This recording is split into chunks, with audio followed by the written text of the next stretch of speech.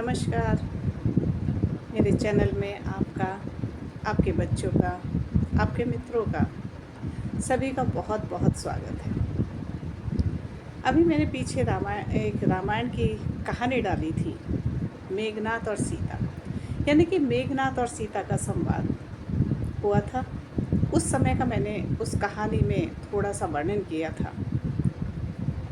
दूसरी कहानी भी मैं रामायण से संबंधित सुनाना चाहूँगी।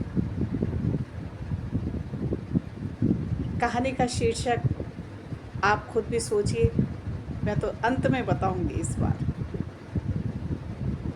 भगवान राम को जब 14 वर्ष का वनवास मिला तो भगवान राम सीता जी को लेकर के लक्ष्मण जी के साथ चल तो दिए, लेकिन कठिनाइयों भरा मार्ग था और इससे बहुत परेशानी हो सकती थी। भगवान राम ने सीता को पहले तो समझाया कि भाई आप यहीं रहो, लेकिन सीता जी नहीं मानी और वो वन जाने के लिए तैयार हो गई। जब वन में पहुँचे और वे पंचवटी नामक स्थान पर पहुँचे जहाँ शूर्पणखा के नाक कान काटे गए थे, उस स्थान पर जब पहुँचे तो लक्ष्मण जी खाने के लिए कंदमूल फल लेने के लिए चले गए। तब भगवान राम ने सीता जी से कहा कि सीता, एक बात मान लो, तुमने मेरी कोई बात नहीं मानी, कोई बात नहीं, लेकिन आज एक बात मान लो, अब यहाँ से निशाचरों का राज्य शुरू होता है, यानी कि राक्षसों का राज्य। सीता जी ने कहा, कहिए प्रभु, मैं आपकी हर बात मानने के लिए तैयार हूँ। कहने लगे तो ठीक है। भगवान राम ने कुछ लकड़ियाँ जो घर में कुटी में रखी हुई थी, सभी लकड़ियों को इकट्ठा किया और कहने लगे, मैं चाहता हूँ कि आप अग्नि में प्रवेश कर जाएं।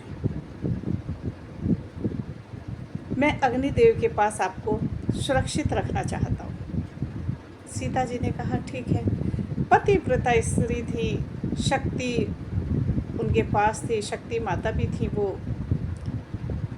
भगवान राम ने तुरंत सीता को अग्नि में प्रवेश करा दिया। जब लक्ष्मण जी जब तक आए नहीं तो अग्निदेव प्रकट हो गए। जब उनको बुलाया गया, भगवान ने हाथ जोड़कर विनती की कि हे अग्निदेव, मेरी जानकी आपके पास कुछ समय अमानत के रूप में रहेगी। अग्निदेव ने कहा, ठीक है, मैं माता का पूरा ध्यान रखूंगा, लेकिन आप औरों को क्या जवाब देंगे जब ये मेरे साथ चली जाएंगी? तो कहने लगे, मैं सिर्फ सीता की छाया अपने साथ रखूंगा। और सीता की छाया भगवान राम के साथ आ गई और असली सीता अग्निदेव के पास सुरक्षित रख दी गई। अग्निदेव उनको लेकर के अपने लोक चले गए। लक्ष्मण जी आए उससे पहले से कार्य समाप्त हो चुका था, खत्म हो चुका था। लक्ष्मण जी को तो फिर भी सीता जी दिखाई दे रही थी, इसलिए उन्होंने अपने भाई से कोई प्रश्न नहीं पूछा। और उधर भगवान राम जो थे, सीता जी को अपने साथ लेकर के आगे चल दिए। सारा दिन वनों में घूमते, शाम को आकर के अपनी कुटी में विश्राम करते। सीता को उन्होंने पहले ही कहा था, ना वहाँ जल होगा, ना वहाँ भोजन होगा, ना वहाँ पलंग होंगे और ना ही रहने का कोई उचित स्थान होगा। लेकिन सीता ने सभी बातों को मान लिया था कि चाहे कुछ भी हो जाए, मैं आप ही के साथ रहूँगी। उसी स्थान से, पंचवटी नामक स्थान से ही सीता का हरण हुआ। भगवान राम जानते थे कि असली सीता को रावण नहीं हर सकता था। वो सीता की वही जो परछाई राम के साथ रह रही थी, उसी परछाई का हरण करके शूर्पणखा के कहने से ले गया और ले जा करके उन्हें लंका में अशोक वाटिका के रूप में रखी। उसके बाद सीता हरण हो गया तो भगवान ने समाज को दिखाने के लिए, अपनी मर्यादा को बनाए रखने के लिए, क्योंकि वो मनुष्य रूप में अवतरित हुए थे, उस सब को बनाए रखने के लिए ही उन्होंने सब ये प्रथाएं निभाई कि कहीं जटायु मिला, किष्किंधा पे गए, रोए, तड़पे, जबकि वो जानते थे कि ऐसा कुछ भी नहीं है। लेकिन वो समाज को, सारी दुनिया को ये दिखाना चाहते थे कि पत्नी कैसी होती है और पत्नी का ध्यान किस तरह रखना चाहिए। इसी तरह लड़ते लड़ते, जूझते जूझते उन्हें हनुमान जी से मुलाकात हुई, उनकी बाली से सुग्रीव से मुलाकात हुई और वहाँ पर उन्होंने सुग्रीव के साथ मित्रता की। मित्रता करने के बाद सुग्रीव ने कहा कि जो मेरी वानर सेना है, हनुमान जी मेरे साथ हैं, मेरी जो वानर सेना है वही सीता का पता निकालेगी। कि ठीक है। भगवान राम ने अपना अच्छा मित्र मान करके उसका राज्याभिषेक भी कर दिया और कहा कि मैं बाली के साथ खुद युद्ध करूंगा। भगवान राम को ये पता था कि बाली को ब्रह्मा जी का आशीर्वाद प्राप्त है और उसकी जो भी कोई उससे युद्ध करने के लिए आता है तो उसकी आधी शक्ति उसके शरीर में चली जाती है। फिर भी राम कहने लगे ठीक है। ये सब बात उनको सुग्रीव ने भी बता दी थी और हनुमान जी ने भी बता दी थी। अब पता चला जब सुग्रीव से मित्रता हो गई और वानर सेना सब दिशाओं में फैल गई, तब जटायु से पता चला कि सीता का हरण लंकापति रावण करके ले गया है और उसने लंका में रखा हुआ है सीता जी को। हनुमान जी ने कहा ठीक है।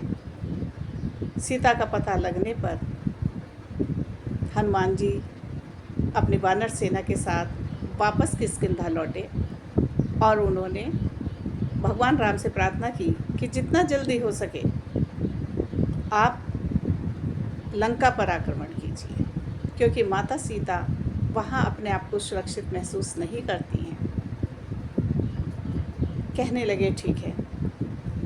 तो जब वहाँ पहुँचे, रामायण में इस बात का जिक्र किया जाता है कि जब वहाँ भगवान पहुँचे थे तो उन्होंने एक शिवलिंग की स्थापना की थी, जिसे लोग रामेश्वरम के नाम से जानते हैं। हम छोटे थे तब हमने रामलीला में भी देखा था ये दृश्य कि वहाँ कोई पुरोहित तो था नहीं और शिवलिंग की स्थापना करनी थी। तब तक विभीषण भगवान राम से मिल चुके थे। तो उन्होंने कहा प्रभु, माता जानकी रावण के पास हैं, आप उन्हें ही पुरोहित के रूप में आमंत्रित कीजिए। भगवान राम ने कहा क्या रावण यहाँ आएंगे? कहने लगे आप आमंत्रित कीजिए, वो पूजा पाठ करने में पीछे नहीं हटेंगे। मैंने कहा ठीक है।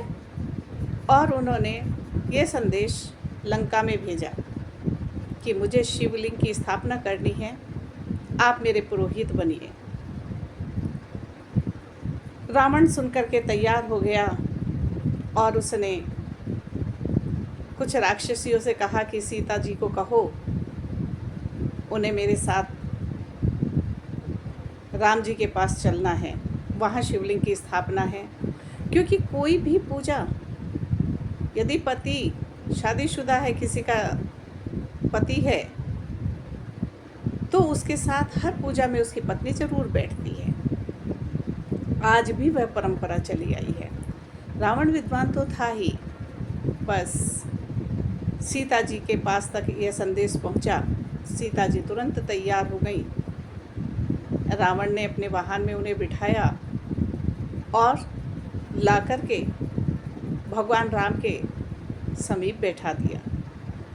भगवान राम ने पूरी तैयारी की हुई थी और उसके बाद ही शिवलिंग की स्थापना हुई। जब शिवलिंग की स्थापना हुई और सीता जी भी वहाँ थी, तब लक्ष्मण जी ने अपने भाई से कहा, जब वे चले गए रावण के साथ, सीता जी भी चली गई, तो बोले भैया भाभी तो साथ में आई थी, क्या आप भाभी को ले नहीं सकते थे? भगवान राम ने कहा नहीं, वो सिर्फ मेरे पास पूजा कराने के लिए लेकर आए थे, मैं इस तरह से उन पर अपना अधिकार नहीं प्राप्त कर सकता था, इसीलिए मैंने सीता को जाने दिया। लाऊंगा सीता को, लेकिन युद्ध में जीत कर।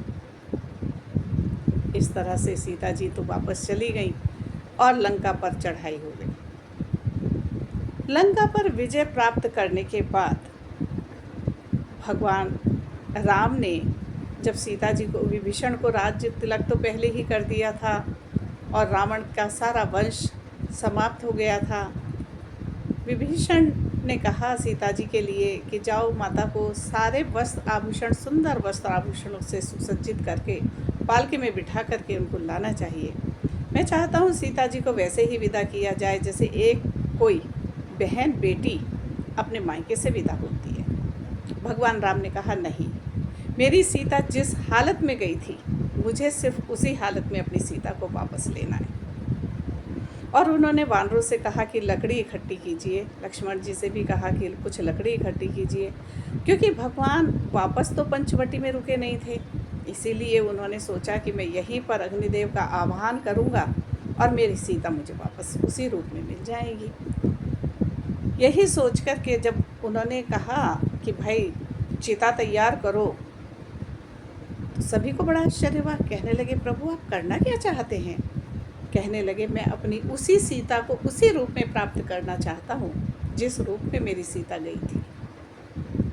उन्होंने सीता से कहा कि सीते, तुम पतिव्रता हो, पवित्र हो, अग्नि में प्रवेश कीजिए। मैं आपको बिना अग्नि परीक्षा लिए स्वीकार नहीं करूँगा। सीता जी ने सहर्ष भगवान राम के द्वारा कहने पर उस अग्नि में प्रवेश किया था।